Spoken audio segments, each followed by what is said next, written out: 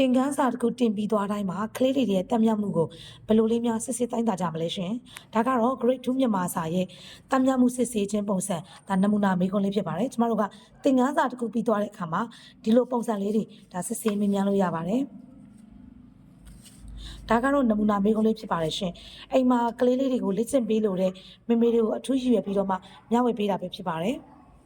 နံပါတ်1မှာဆိုရင်တော့အဲ့အသက်ပါတဲ့စလုံးများကိုအယောင်ချဲ့ပါပေါ့ခလေးလေးတွေကိုဒါအယောင်ချဲ့ခံရမှာဖြစ်ပါတယ်နံပါတ်2ကတော့ကွက်လက်ဖြီပါပေးထားတဲ့စလုံးလေးတွေကိုရွေးပြီးတော့မှဒီတင့်တော်တဲ့စာကြောင်းလေးတွေမှာ